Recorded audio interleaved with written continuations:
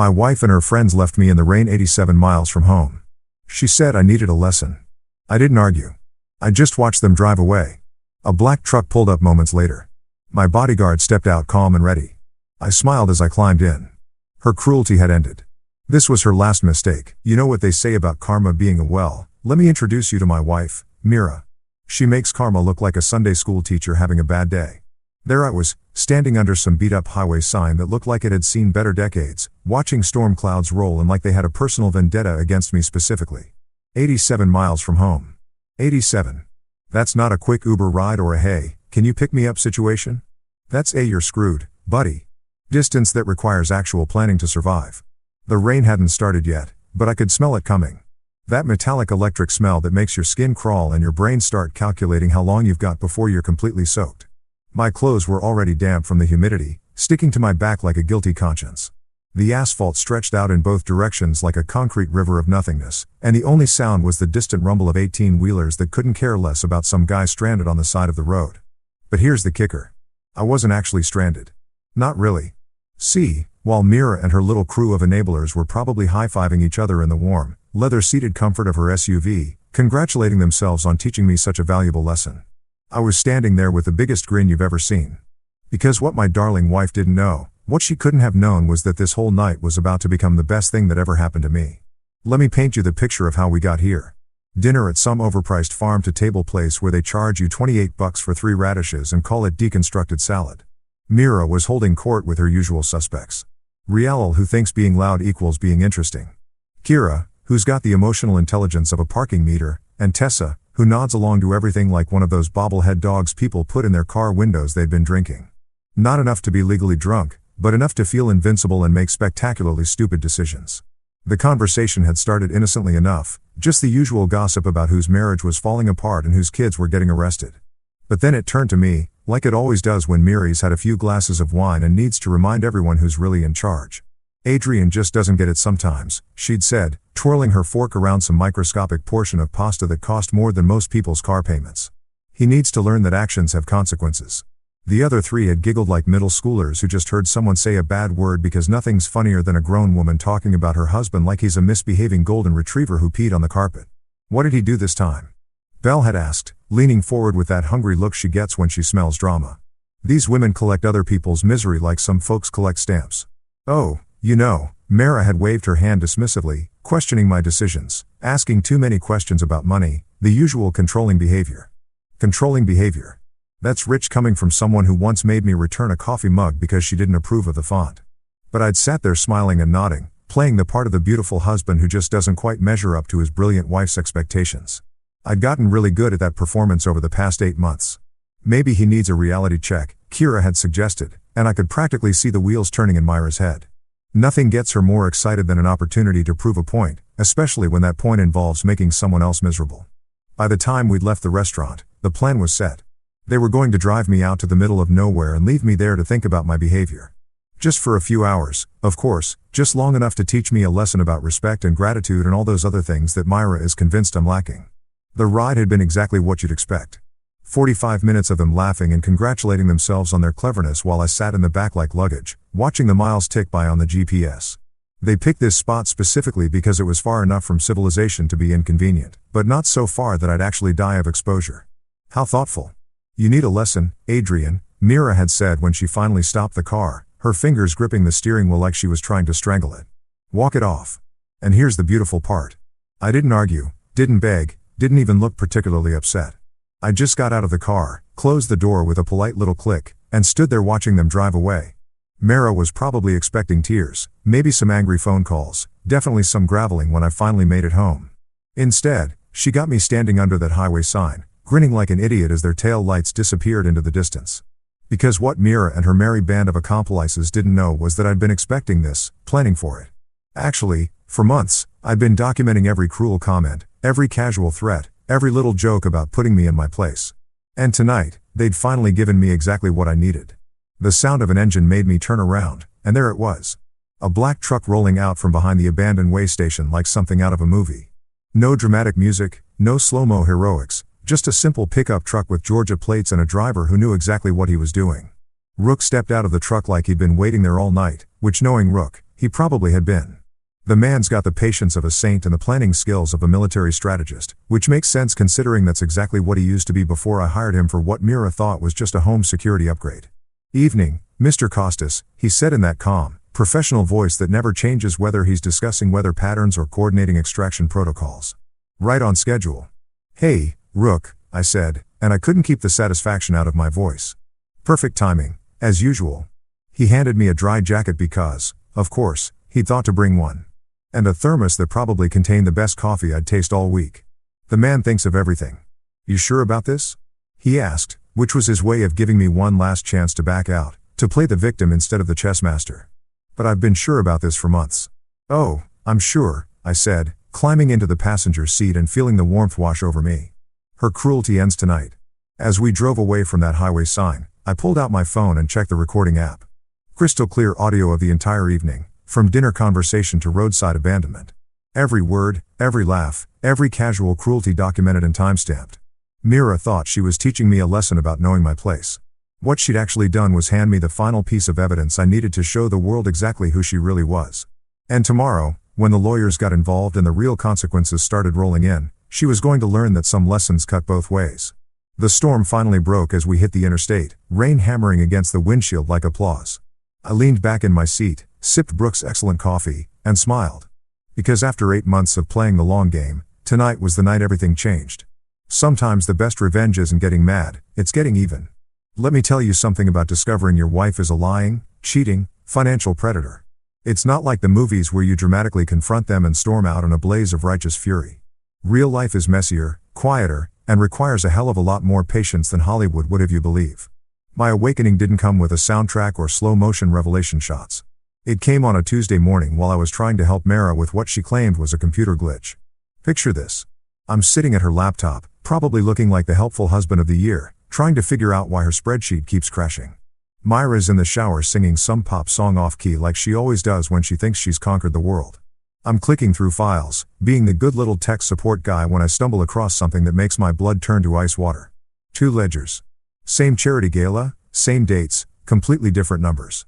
The first one, the one she'd shown me when I'd asked about the unusually large administrative costs, had everything looking neat and tidy, reasonable expenses, appropriate allocations, the kind of financial responsibility that would make a CPA weep with joy. The second one, buried 3 folders deep in a directory labeled Backup Old, told a very different story. Numbers that didn't add up, receipts that didn't exist, and enough red flags to outfit a communist parade. That I sat there staring at the screen, listening to Myra's off-key warbling about being stronger than yesterday. And something clicked in my brain, not anger, that would come later. Not even surprise, really. Just this cold crystalline clarity that whispered, well, what do we have here? See, I'd been noticing things for months.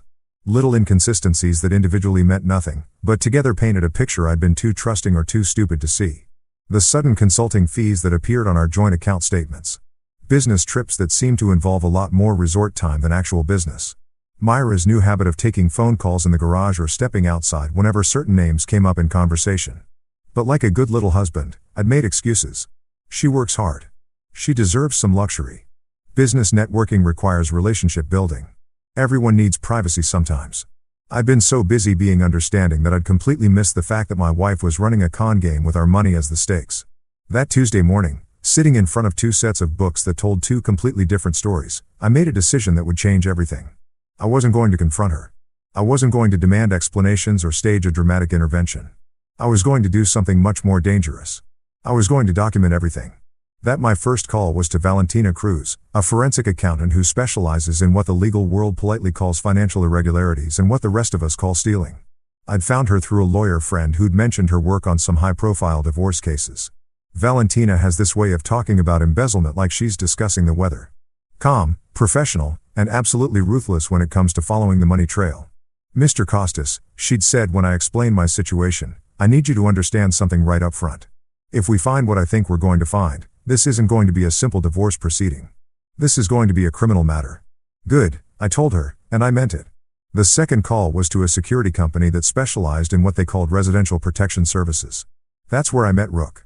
6 feet of calm competence wrapped in the kind of professionalism that comes from years of keeping people alive in places where that's not a given. When I told Mira I was upgrading our home security system, she'd been delighted. Finally taking some initiative, she'd said, patting my cheek like I was a golden retriever who'd finally learned to sit if she only knew that this security upgrade included comprehensive surveillance of her home office, complete digital forensics capabilities, and a bodyguard who could disappear into the background so effectively that most people forgot he was there. Rook had installed cameras so small and sophisticated that they looked like decorative elements, microphones that could pick up conversations 3 rooms away and monitoring software that could track every keystroke on every device in the house. The third call was to Rhea Park, a divorce attorney who'd earned her reputation by being exactly as ruthless as her clients needed her to be. Rhea doesn't do amicable separations or collaborative divorces. She does scorched earth litigation for people who've discovered that their spouse isn't who they thought they married. Don't confront, she told me during our first meeting. Don't accuse. Don't change your behavior patterns. Just document everything and let me know when you've got enough evidence to bury her. And so began the most exhausting 8 months of my life. Not physically exhausting, emotionally exhausting. Do you know how hard it is to smile and nod when your wife brags to her friends about how she's training you to be more compliant? To sit through dinner parties where she casually mentions how she's teaching you respect while her friends giggle like it's the funniest thing they've ever heard. I learned to be an actor in my own life. When Mira would make one of her cutting comments about my contribution to the household, I'd smile and change the subject instead of defending myself.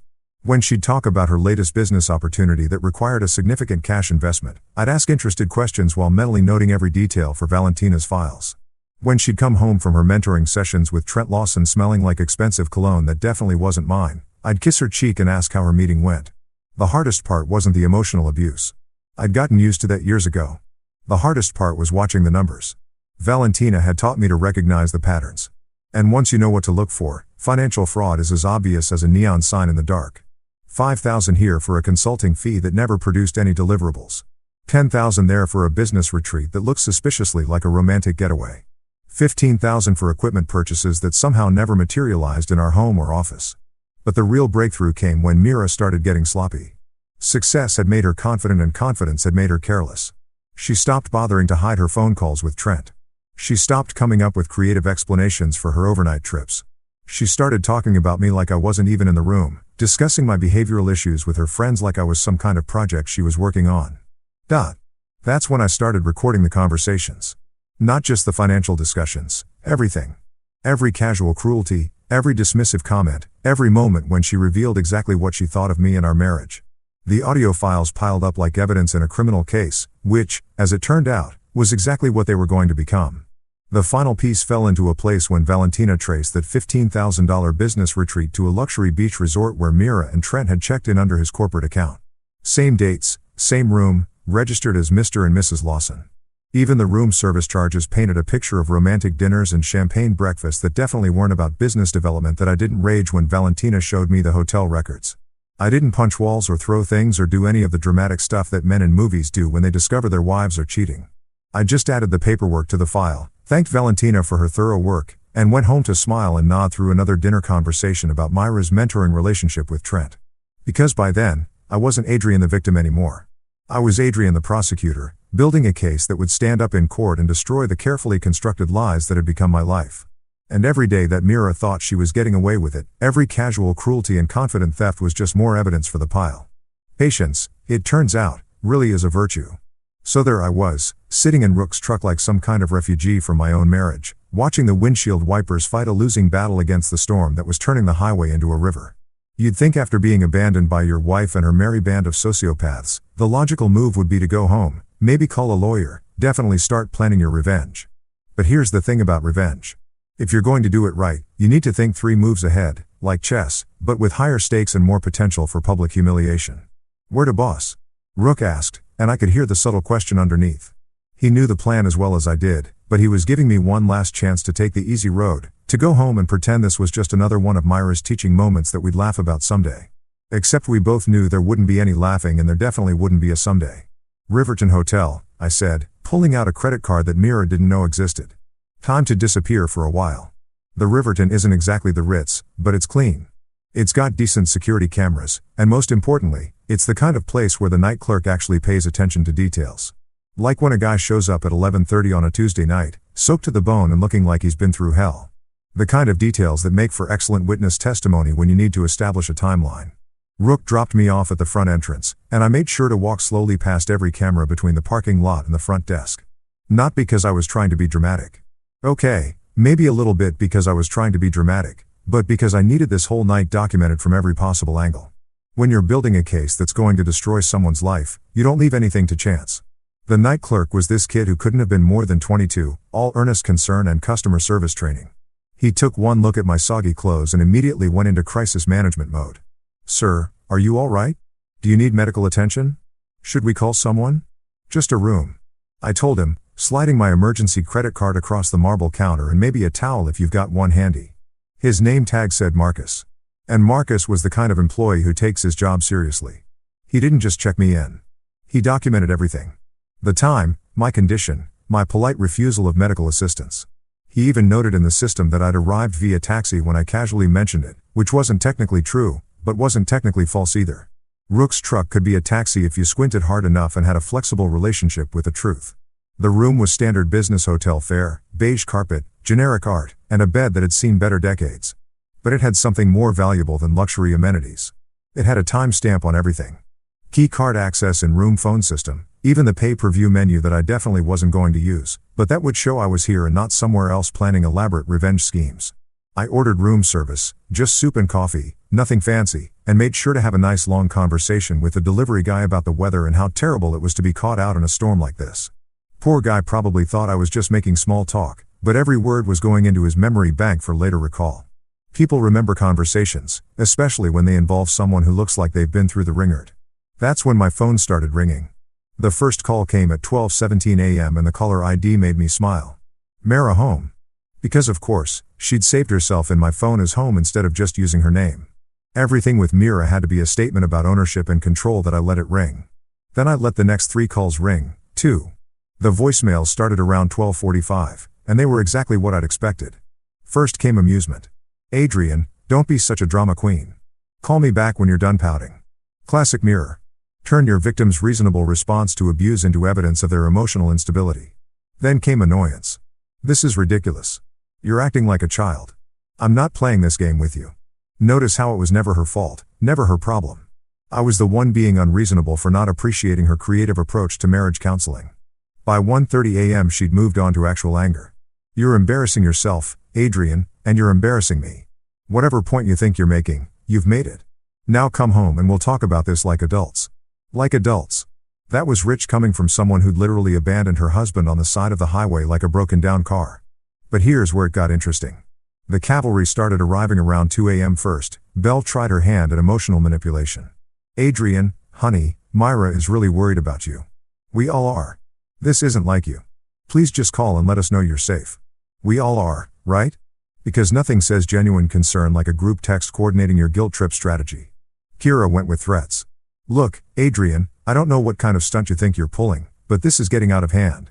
Myra is talking about calling the police and reporting you missing. Is that really what you want?"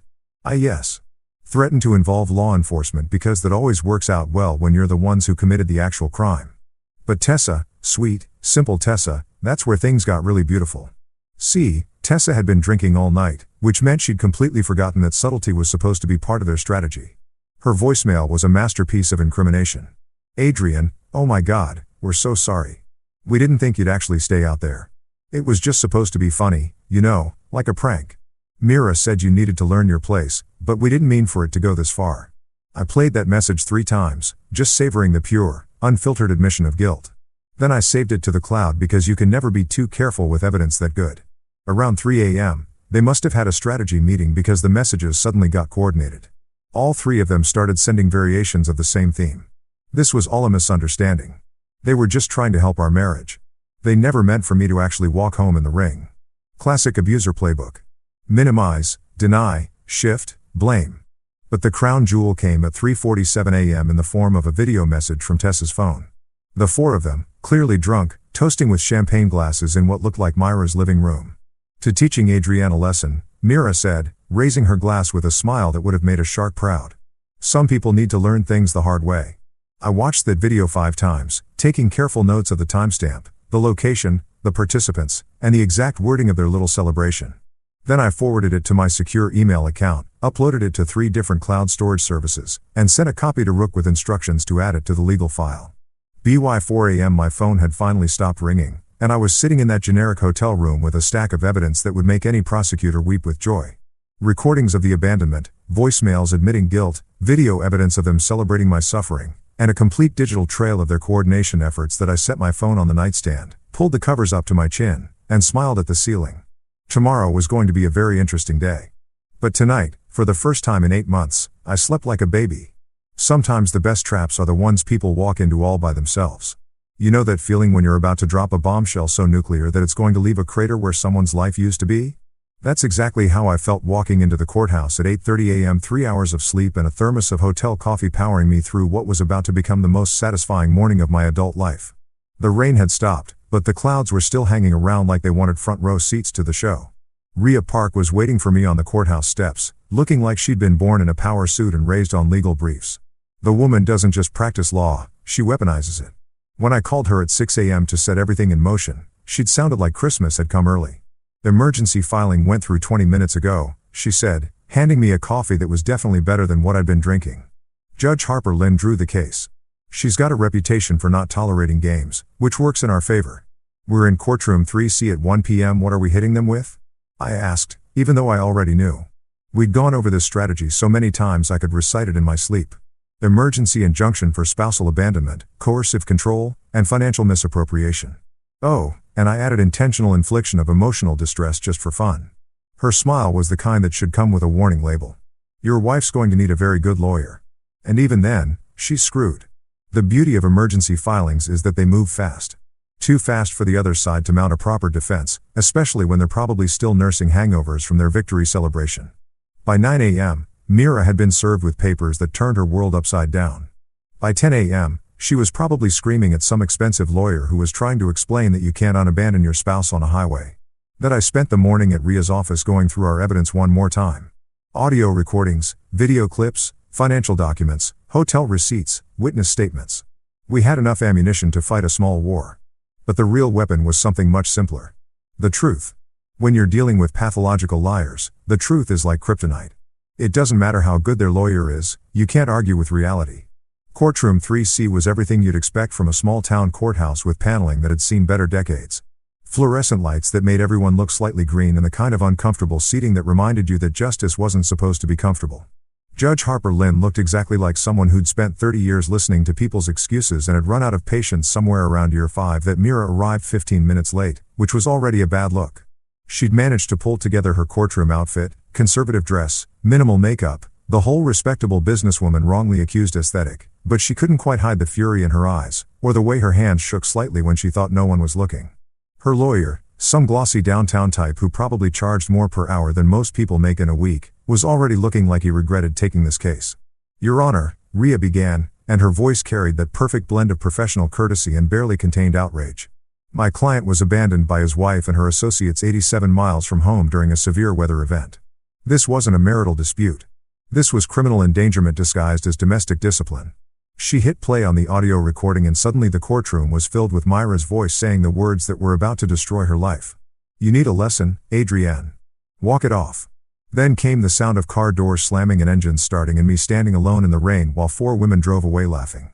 The silence in that courtroom was so complete you could have heard a pin drop in the parking lot.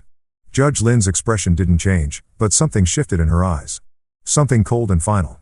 Myra's lawyer jumped up like his pants were on fire. Your Honor, this was clearly a misunderstanding between spouses. My client never intended. Counselor, Judge Lynn interrupted, and her tone could have frozen hell. I suggest you listen to the rest of the evidence before you finish that sentence. Rhea was just getting started. She pulled out the financial documents that Valentina had organized into a timeline so clear that even a first-year law student could follow the money trail. Offshore accounts that Mira thought I didn't know about. Corporate credit cards used for personal expenses, consulting fees that went to companies that existed only on paper.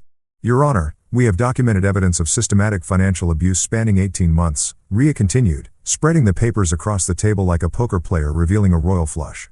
The defendant has been embezzling from both marital assets and her employer's charitable fund. That's when things got really interesting. Myra's lawyer started whispering frantically in her ear, probably trying to explain that this had just escalated from a domestic dispute to a federal crime. Myra's face went from angry to pale to something approaching panic. But we weren't done. Oh, we were nowhere near done. Furthermore, Your Honor, Rhea said, and I could hear the barely contained glee in her voice.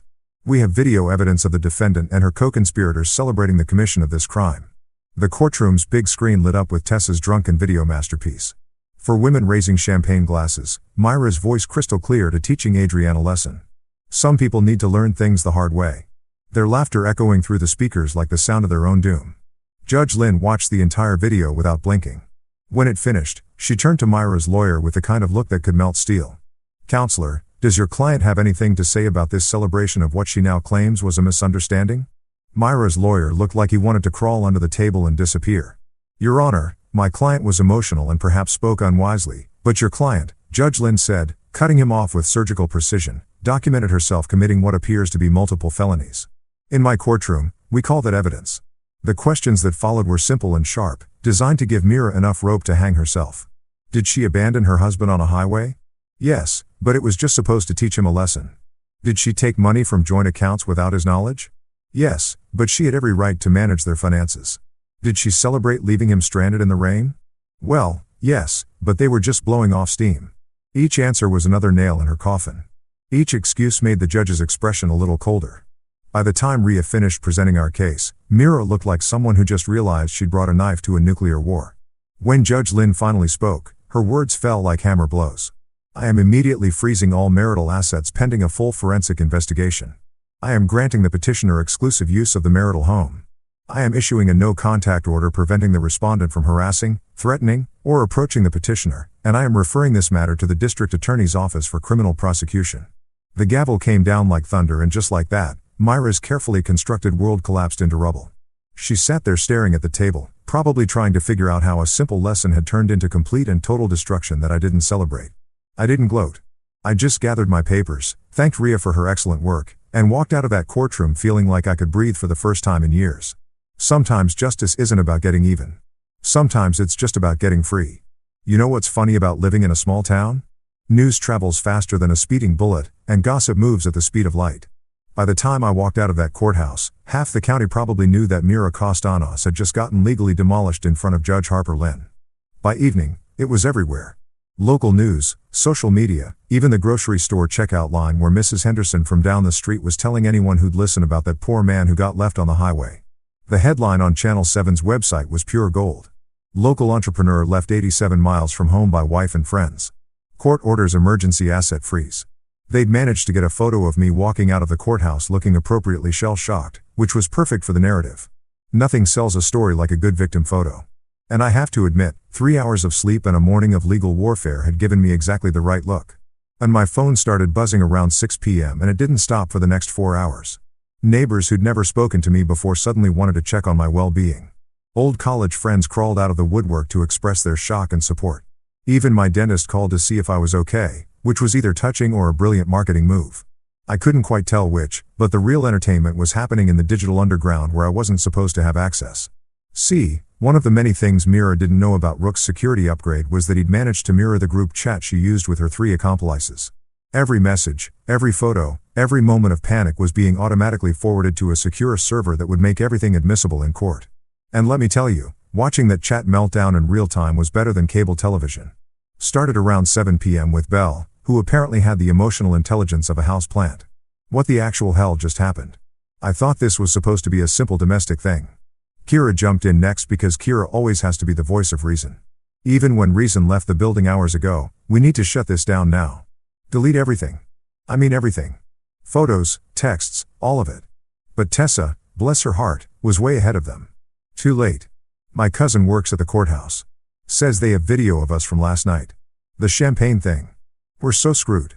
That's when Myra finally showed up in the chat. And you could practically feel the rage radiating through the screen. Everyone calm down. This is just Adrienne being dramatic. It'll blow over in a week. Belle wasn't buying it. Blow over. Myra, they froze your bank accounts. This isn't blowing over. This is blowing up. The conversation devolved from there into a masterpiece of panic, blame shifting, and spectacular stupidity. Kira wanted to hire a crisis management firm.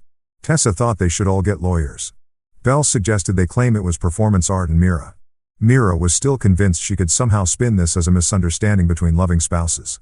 But the real bombshell came around 9:00 p.m. when my phone rang with a number I recognized, my younger cousin Quinn. Now Quinn and I had never been particularly close, mostly because Quinn had a talent for making spectacularly bad life decisions and then expecting the family to bail her out. But when she called that night, her voice was shaking like she'd seen a ghost. "Adrian. Oh God, I'm so sorry. I'm so sorry." "Sorry for what, Quinn?" "I need to tell you something about Mira. About what she asked me to do." And that's when the last piece of the puzzle fell into place. Turns out my dear wife had approached Quinn 6 months ago with a proposition that was equal parts clever and disgusting. Quinn had racked up about 12 grand in credit card debt, online shopping, expensive dinners, the usual millennial financial disaster story. Mira offered to make it all disappear in exchange for one simple favor. Keep tabs on me. She wanted to know everything. Quinn sobbed into the phone. Your schedule, your friends, who you talked to, what websites you visited. She said you were having some kind of midlife crisis and she needed to know if you were cheating or planning to leave her. And you said, yes, I needed the money, Adrian. I was about to lose my apartment. She made it sound like she was just being a concerned wife. The beautiful irony was that Quinn had been feeding Mira information about my completely boring, completely faithful routine for months while Mira was off embezzling money and having affairs with her business mentor. It was like hiring a private investigator to follow a monk while you're out robbing banks. Quinn, I said, and I could hear her holding her breath. I need you to write down everything. Every conversation, every payment, every instruction she gave you. Can you do that? You're not going to press charges against me, are you? That depends on how helpful you're over the next few days. While I was dealing with family betrayal, Valentina was busy following the money trail that just kept getting deeper and more twisted. She called around 10 p.m. with an update that made my head spin. Adrian, you need to sit down for this one. I found the Cayman Islands account. The what now? Karen Limited registered in the Cayman Islands 18 months ago. Primary beneficiary, Mira Kostanos. Secondary beneficiary, Trent Lawson. They've been moving money through this shell company for over a year. The numbers were staggering. What I thought was maybe 50 or 60,000 in missing funds turned out to be closer to 300,000. Money from Mira's Women in Tech Empowerment Fund have been flowing directly into Trent's cryptocurrency wallet. Corporate retreat expenses that were actually luxury vacations. Equipment purchases that existed only on paper. How much of this is criminal? I asked. All of it, Valentina said cheerfully. Wire fraud, tax evasion, embezzlement, probably racketeering if we can prove ongoing conspiracy. The FBI is going to love this case. By midnight, Ria had compiled everything into a package that looked like a federal prosecutor's wet dream. Financial crimes, documented abuse, conspiracy to commit fraud, and enough recorded confessions to fill a small library. She'd already reached out to contacts in the district attorney's office, and the word was that they were very interested in taking a closer look at Mira's business dealings. The group chat finally went quiet around 1 a.m., probably because someone with half a brain cell had finally convinced them to stop creating evidence of their own guilt. But the damage was done. Every panicked message, every admission of wrongdoing, every attempt to coordinate their stories was safely stored on servers they didn't even know existed that I sat in my hotel room because Judge Lynn's order meant I could kick Mira out of our house. But I wasn't quite ready for that level of confrontation yet. And reviewed the day's haul. Audio recordings, video confessions, financial documents, witness statements, and now a digital trail of conspiracy that led directly to a federal crime. 8 months of quiet work had turned into an avalanche of evidence that was going to bury Mira and her friends so deep they'd need archaeological equipment to dig them out. Sometimes the best revenge is just giving people enough rope to hang themselves. And boy, have they ever made good use of that rope. Walking into my own house with a court order in one hand and Rook beside me felt like some kind of strange homecoming. Except instead of feeling relief or comfort, I felt like an investigator entering a crime scene, which as it turned out was exactly what I was doing. The place looked the same as when I'd left for dinner the night before, but everything felt different. The air itself seemed contaminated with lies and betrayal, like the walls had absorbed 18 months of deception and were now quietly confessing their secrets. Mira was long gone. Of course, Judge Lynn's order had been crystal clear. She had until 6 p.m. to collect essential personal items and get out. No furniture, no electronics, no access to the home office where she'd been running her little criminal enterprise. Rook had been watching the place since noon, making sure she didn't try to destroy evidence or accidentally walk off with anything that might incriminate her. She came and went around 3:00 p.m. he reported as we stood in the foyer that suddenly felt too big and too empty. 2 suitcases and a makeup bag. Spent about 20 minutes in the office, but the cameras caught everything. Want to see? Of course, I wanted to see. Watching Mira panic in real time had become my new favorite hobby. Right behind documenting her crimes and ahead of planning her complete social destruction. The security footage was beautiful in its simplicity. There was my soon-to-be ex-wife, frantically searching through filing cabinets and desk drawers like a burglar looking for the good silver. She tried to access her laptop, the one where I'd first discovered the duplicate ledgers, but Rook's security protocols had locked her out the moment the court order was filed. The look of pure rage on her face when she realized she couldn't get into her own computer was worth framing. She tried the safe, too, Rook added. And there was definitely amusement in his voice. Spent 10 minutes trying different combinations before she remembered that you changed the code last month. Yes, the safe. Myra's little fortress of secrets that she thought was impregnable. What she didn't know was that Rook had been watching her enter that code for weeks. And the new security system included some very sophisticated recording equipment positioned at exactly the right angle to catch keypad entries. The safe was hidden behind a reproduction Monet in Myra's office because of course it was hidden behind art because Myra always had to make everything into a production. Inside was exactly what we'd expected to find, plus a few surprises that made me question whether I'd ever really known my wife at all. First came the paperwork, authorization forms with my name printed in block letters, but not actually signed by me. A prenup addendum that I'd never seen before, let alone agreed to. That would have given me complete control over my business assets in case of divorce. Insurance policy changes that made her the sole beneficiary of accounts I didn't even know existed. It was like finding a blueprint for identity theft written in legal jargon. Then came the personal stuff, which was somehow worse than the financial crimes. A jewelry box containing a diamond bracelet I'd never seen before with a card that read to my brilliant partner in crime T. The handwriting was definitely masculine, definitely not mine, and definitely evidence of an affair that had been going on a lot longer than I'd suspected. But the real treasure trove was in the filing cabinet that Myra had been frantically searching through on the security footage. Valentina arrived around 7:00 p.m. with her color-coded binders and forensic accountant superpowers. And within an hour, she'd organized 18 months of financial fraud into a timeline that read like a masterclass in embezzlement. "Look at this," she said, spreading documents across what used to be Myra's desk and was now apparently evidence central. "Every single transfer to Karen Limited corresponds to a major event in your marriage. Fight about money. 10,000 gets moved offshore. You question a business expense. Another 15,000 disappears into crypto." The pattern was so clear it was almost insulting. Myra had been using our marital problems as cover for systematically looting our assets. Every time I brought up financial concerns or asked reasonable questions about spending, she'd escalate the emotional conflict to distract me while moving money out of accounts I could access and into ones I couldn't even see. "This one's particularly clever," Valentina continued, pointing to a series of transfers from last spring. She reported these as charitable donations on your joint tax return. But the money actually went to a shell company owned by Trent's business partner. They're not just stealing from you, they're using you as an unwitting accomplice in tax fraud. Rhea showed up around 8 p.m. looking like a prosecutor who'd just been handed the case of the century. She took one look at the evidence spread across the office and started making phone calls to contacts in the financial crimes unit. "This isn't just divorce court material anymore," she said after hanging up with someone who was apparently very excited about financial fraud cases. "The FBI has a task force specifically for this kind of cross-border embezzlement. They're going to want everything." That's when things got really interesting. While Rhea was coordinating with federal investigators and Valentina was organizing evidence into prosecution-ready packages, I decided to do some investigating of my own. See, I knew Myra better than anyone and I knew she had a weakness for keeping trophies of her victories that I found them in the bedroom in a shoebox hidden in the back of her closet like some kind of psychopath scrapbook. Screenshots of bank transfers, printed emails between her and Trent discussing their exit strategy, photos of expensive purchases made with embezzled money, and at the bottom of the box, a handwritten list titled Adrian's Training Progress with dates and notes about my behavioral modifications. Reading that list was like getting punched in the stomach with a dictionary of psychological abuse. March 15th. Successfully redirected his questions about Caribbean trip into argument about trust.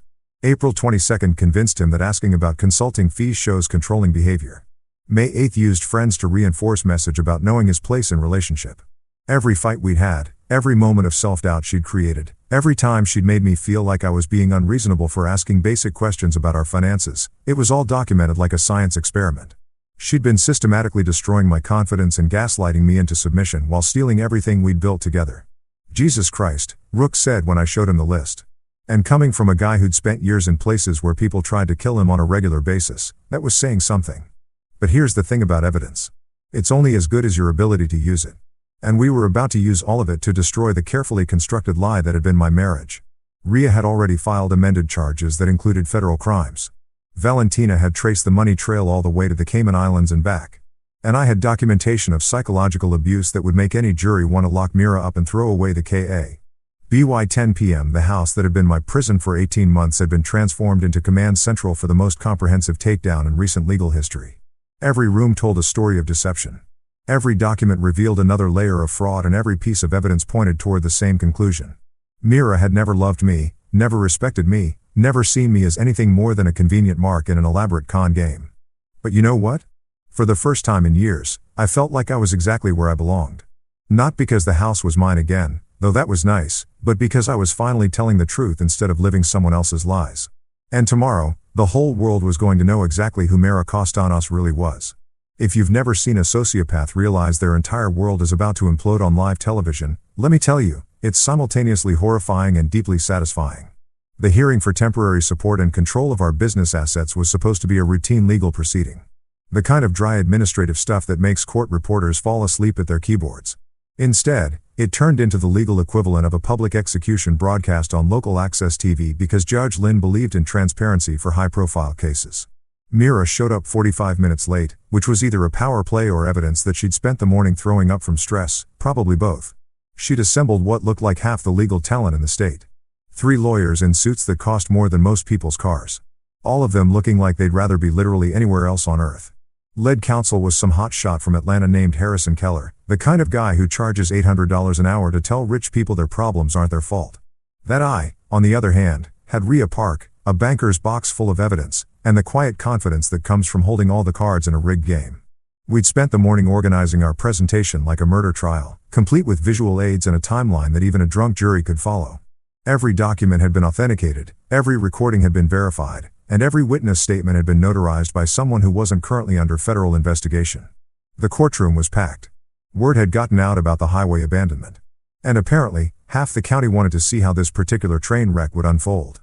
I spotted at least 3 people with notepads who were definitely reporters, plus a sketch artist who kept looking between me and Mira like she was trying to capture the exact moment when someone's life falls apart. Judge Lynn opened the proceedings with the kind of calm professionalism that made it clear she'd already read every document in our filing and was not impressed with what she'd found. We're here to determine temporary asset allocation and business control, pending the resolution of both civil and criminal proceedings. Mr. Keller, your client has some significant explaining to do. Keller tried to go on the offensive right out of the gate, painting me as an unstable husband who was weaponizing the legal system to punish his wife for what amounted to a marital spat. Your Honor, my client made an error in judgment during an emotional moment. Leaving Mr. Kostanos at that location was inappropriate, yes, but it hardly justifies the nuclear response we've seen from opposing counsel. Nuclear response. Rhea stood up with the kind of smile that should come with a radiation warning. Your Honor, I'd like to present Exhibit A. She hit play on the courtroom sound system and suddenly everyone was listening to Myra's voice saying those beautiful, incriminating words, "You need a lesson, Adrian. Walk it off." Followed by the sound of car doors slamming and engines starting and me standing alone in the rain while 4 grown women drove away laughing. The silence that followed was so complete you could have performed surgery in it. Judge Lynn's expression didn't change, but something shifted in the atmosphere of the room like the moment before lightning strikes. Mr. Keller, she said quietly, that didn't sound like an error in judgment. That sounded like premeditated abandonment. Keller looked like he wanted to object, but what do you say to audio evidence of your client committing the exact crime she's accused of? Instead, he tried to minimize a momentary lapse in. We're just getting started, Rhea interrupted. And I swear I could see Myra's soul leave her body. Your Honor, I'd like the court to review our financial exhibits. That's when Valentina's months of forensic work turned into courtroom theater. Screen after screen of bank transfers, shell company registrations, offshore accounts, and wire trails that painted a picture so clear even a kindergartner could follow the money. Every stolen dollar had been traced. Every fake expense had been documented. Every lie had been turned into evidence. Your Honor, Rhea continued, and her voice carried the kind of prosecutorial authority that makes guilty people confess. The defendant has systematically embezzled approximately $300,000 from marital assets and an additional $400,000 from her employer's charitable fund over the past 18 months. That number hit the courtroom like a physical force. $700,000. Not grocery money or shopping sprees. Serious federal crime money. The kind of money that gets you featured on true crime podcasts. Keller was scrambling now, trying to interrupt with objections that Judge Lynn shot down faster than he could formulate them. But the real fireworks started when Judge Lynn asked the question that destroyed everything. Ms. Kostanos, can you explain why you withdrew $220,000 the week of your alleged business retreat? Myra's voice when she finally spoke sounded like someone had filled her throat with broken glass. Vendor payments, Your Honor. Legitimate business expenses. And these vendors were located at the Atlantis Resort in the Bahamas. That's when Rhea produced the hotel ledger that Valentina had somehow managed to get from the resort's billing department. Same dates as the business retreat. Same credit card as the vendor payments. Mr. and Mrs. Trent Lawson in the presidential suite running up champagne bills that cost more than most people's monthly rent. The courtroom was so quiet you could hear individual heartbeats. Myra's lawyers were having a whispered conference that looked like a suicide intervention. And Mira herself was staring at the table like she was trying to will herself into another dimension. But we weren't done. Oh, we were nowhere near done. Your Honor, Rhea said, and I could hear the barely contained excitement in her voice. I'd like to call a surprise witness.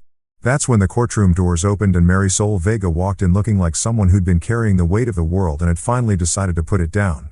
Marisol had been Trent's executive assistant for 3 years, which meant she'd had front row seats to the entire criminal enterprise.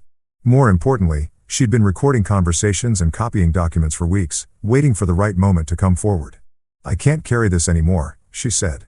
When Judge Lynn asked why she was there, her voice was shaking, but her words were crystal clear. They've been planning this for months. The embezzlement, the affair, even framing Mr. Castaños for tax fraud using forged documents. The evidence she presented was devastating. Recorded conversations where Mira and Trent discussed which accounts to hit next. Email chains about offshore banking procedures. And most damning of all, text messages where they laughed about how easy it was to manipulate me into signing documents I didn't understand. Mira went completely silent after that. Not the strategic silence of someone following legal advice, the absolute silence of someone whose entire reality had just collapsed. Her lawyers looked like they were mentally calculating how fast they could withdraw from the case. Judge Lynn didn't need to deliver it. I am immediately expanding the asset freeze to include all entities associated with the defendant and Mr. Lawson. I am granting the petitioner full control of all business operations. And I am referring this entire matter to federal prosecutors for criminal investigation. The gavel came down like the hammer of God. And just like that, Myra's carefully constructed empire became a federal crime scene. As I walked out of that courtroom, I could hear the reporters already calling their editors with the story of the century. Local businesswoman caught running elaborate fraud scheme, abandoned husband on highway to cover tracks. Sometimes justice isn't about getting even. Sometimes it's about watching the truth finally see daylight. You know what's beautiful about federal prosecutors? They don't mess around with half measures or plea bargains that let rich people buy their way out of consequences. When the U.S. Attorney's Office for the Northern District of Georgia got their hands on our evidence package, they moved like sharks who'd smelled blood in the water. By the time Mira and her accomplices figured out they were drowning, the feds had already circled back for seconds. The grand jury convened on a Tuesday morning in February, and by Thursday afternoon, they'd returned indictments that read like a greatest hits album of white-collar crime. Wire fraud, conspiracy to commit fraud, money laundering, tax evasion, and my personal favorite, using electronic communications to facilitate the commission of felonies. That last one covered everything from the group chat coordination to Tessa's drunken victory video. Turning their own stupidity into federal evidence. Mira and Trent got hit with the full menu of charges. Each one carrying enough prison time to ensure they'd be eligible for Social Security by the time they got out. But the real cherry on top was watching the legal system treat Belle, Kira, and Tessa exactly like what they were, accessories to a crime who'd helped document their own guilt. The three of them got charged with criminal conspiracy and obstruction of justice. After the FBI, I discovered they'd spent the night of the courthouse hearing frantically deleting text messages and social media posts. What they didn't know, because apparently none of them understood how the internet actually works, was that everything had already been backed up to cloud servers that required federal warrants to access. Their panic deletion spree just became more evidence of consciousness of guilt. The arraignments were a masterclass in watching privilege meet reality. Mira showed up in designer clothes and an attitude that suggested she still thought this was all some kind of misunderstanding that expensive lawyers could fix. Trent looked like someone who'd been living on nothing but anxiety and coffee for weeks. And the three accomplices, they looked like they'd finally figured out that actions have consequences, even when you're white, educated, and used to getting away with everything. But the real entertainment came during the plea negotiations, which I got to watch from the gallery like it was live theater. Trent folded faster than a lawn chair in a hurricane, taking a plea deal that included full cooperation with prosecutors in exchange for a reduced sentence, 5 years in federal prison, followed by 3 years of supervised release, and complete financial restitution. His cooperation included turning over passwords to encrypted accounts, recordings of conversations with Mira about money laundering, and a detailed timeline of their criminal partnership that read like a how-to guide for embezzlement.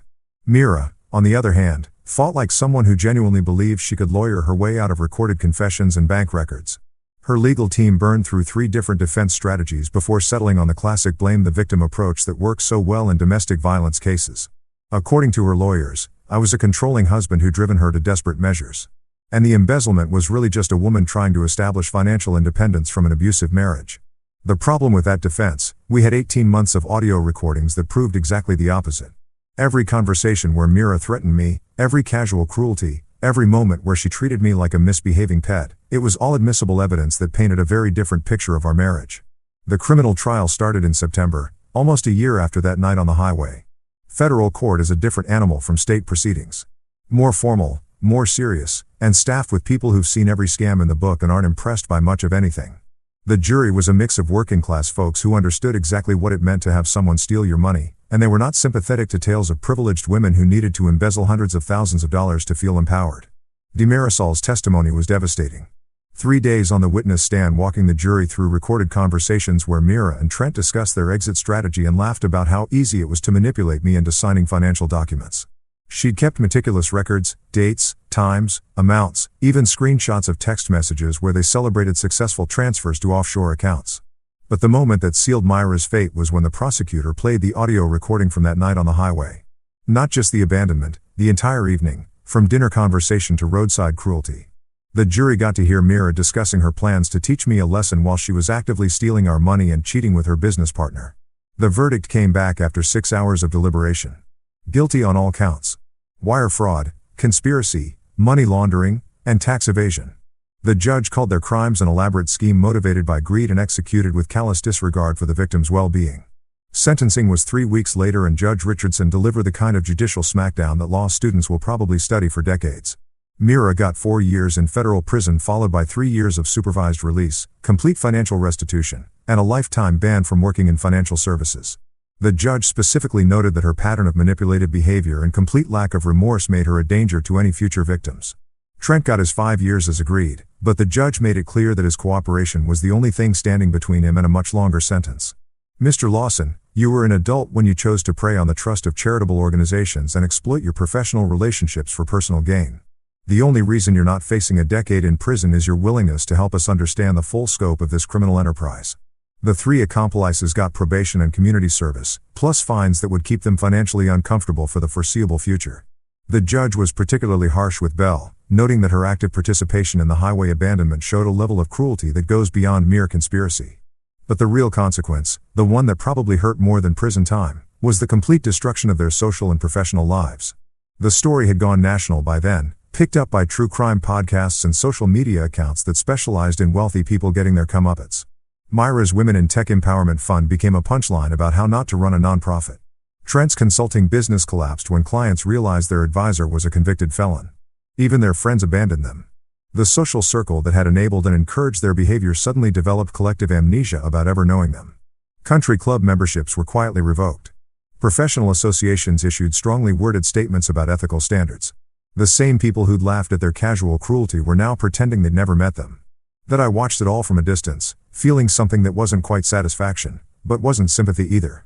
More like the quiet relief that comes from finally putting down a weight you'd been carrying for so long you'd forgotten what it felt like to stand up straight. Justice isn't always about revenge. Sometimes it's just about making sure the truth finally gets told and letting the consequences fall where they may. And sometimes the consequences are exactly what people deserve. You know what nobody tells you about winning a massive legal victory? The morning after the sentencing, you wake up in an empty house with nothing but silence and the weird realization that revenge, no matter how satisfying, doesn't actually fill the hole that abuse carved out of your life. Don't get me wrong, watching Mira get dragged off in federal custody was deeply therapeutic. But when the courtroom drama ended and the reporters went home, I was left with something I hadn't had in years. Complete freedom to decide who I wanted to be. The first thing I did was sleep for about 16 hours straight. Not because I was tired, though God knows I was, but because for the first time in years, I could sleep without wondering what fresh hell would be waiting for me when I woke up. No more monitoring bank accounts for mysterious transfers. No more recording conversations to protect myself. No more walking on eggshells in my own house.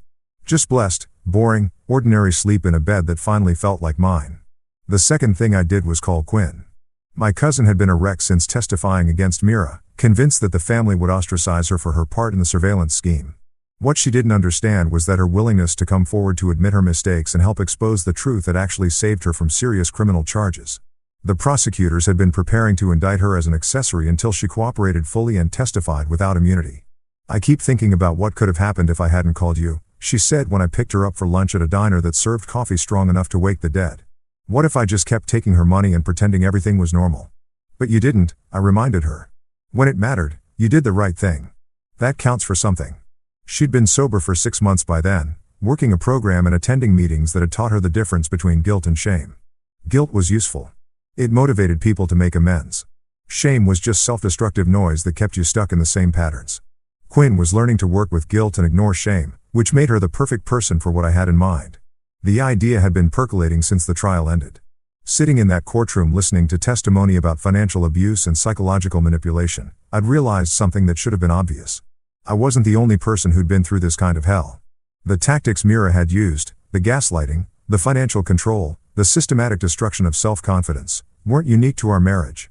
They were standard operating procedure for abusers who preferred psychological warfare to physical violence. That's how the Northline Initiative was born. Named after the highway where I'd been abandoned, because sometimes the worst moments in your life become the foundation for the best things you'll ever build.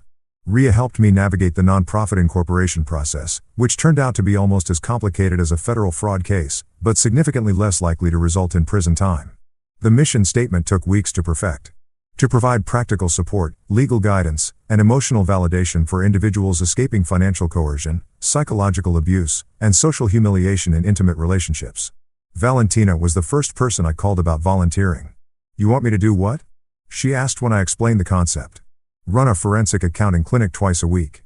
Teach people how to recognize financial abuse, document it properly, and protect themselves legally.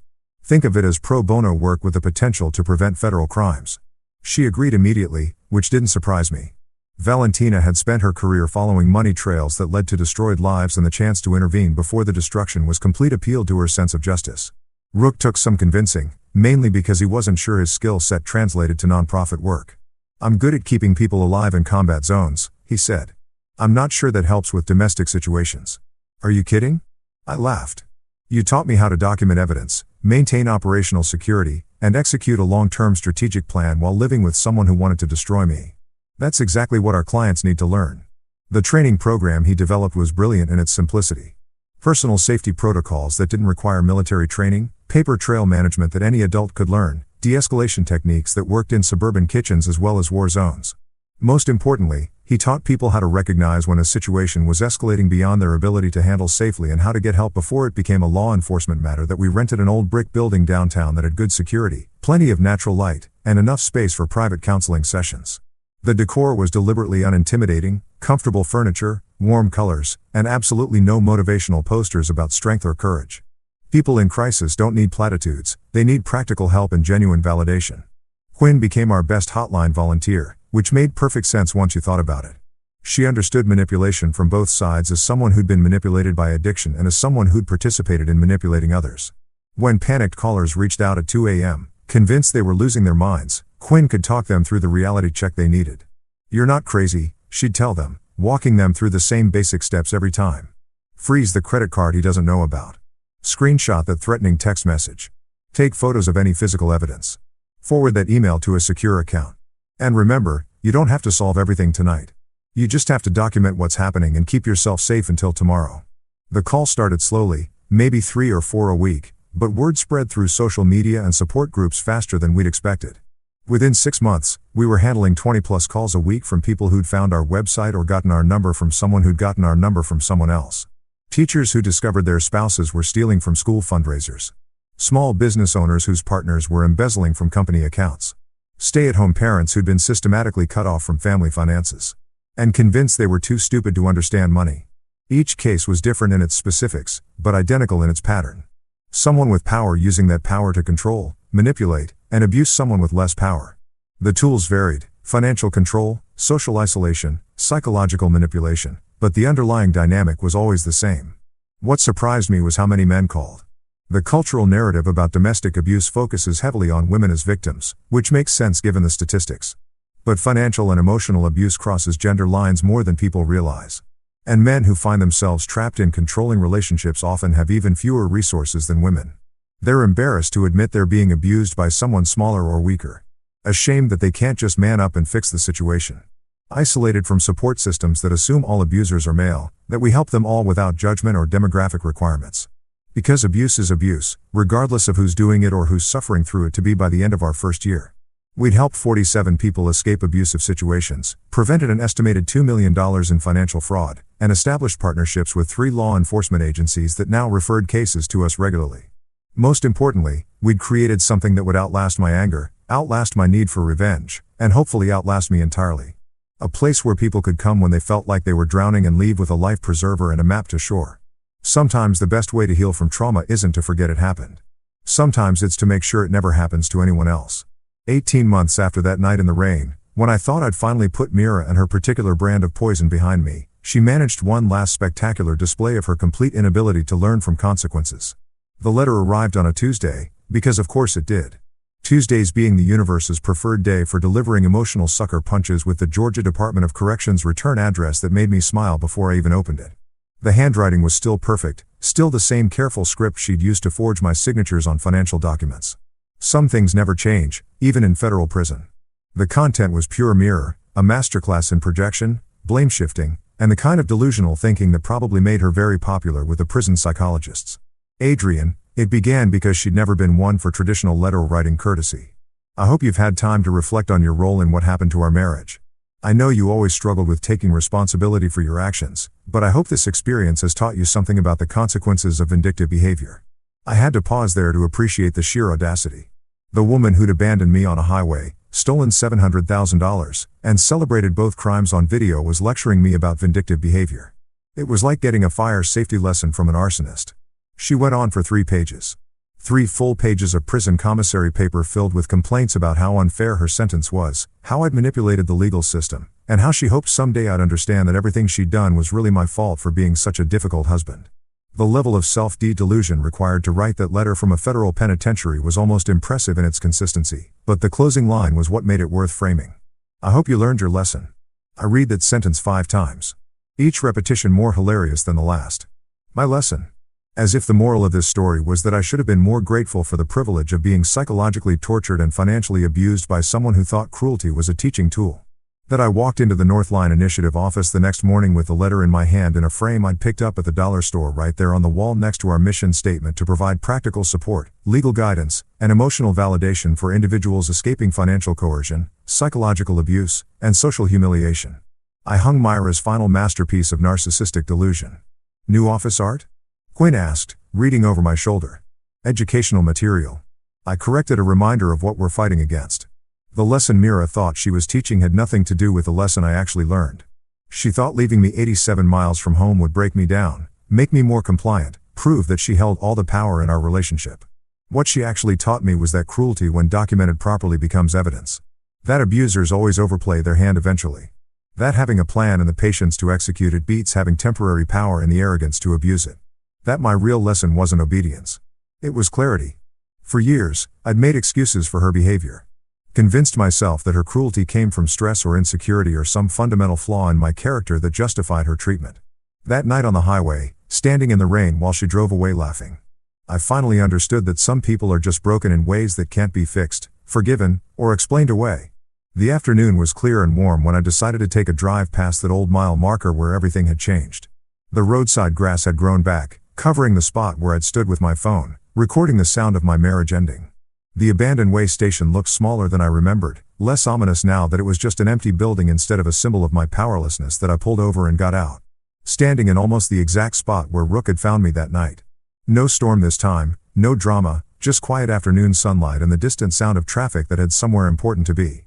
I thought about the man who'd stood here 18 months ago, confused, hurt, still believing that love meant accepting whatever treatment someone decided you deserved. That man was gone, replaced by someone who understood that love without respect is just elaborate abuse. That kindness without boundaries is just enabling. And that sometimes the most loving thing you can do is refuse to participate in someone else's dysfunction. That I felt nothing standing there. No anger, no sadness, no lingering resentment. Just the kind of peace that comes from finally understanding that some chapters of your life end not with resolution, but with acceptance. Mira thought leaving me in this spot would teach me my place in the world. Instead, it taught me that I didn't have to have a place in her world at all. The drive back to town was quiet and easy, past familiar landmarks that felt like home again instead of crime scenes. The Northline Initiative was hosting a support group that evening. 8 people who'd found the courage to document their abuse and the strength to escape it. Each of them had their own version of a highway moment. Their own realization that they deserved better than the treatment they'd been accepting. Mira had been wrong about almost everything, but she'd gotten one thing right. I had learned my lesson, just not the one she thought she was teaching. That my lesson was simple. The man she tried to drown in that storm had learned to be the shelter. And that, it turned out, was the only lesson that mattered.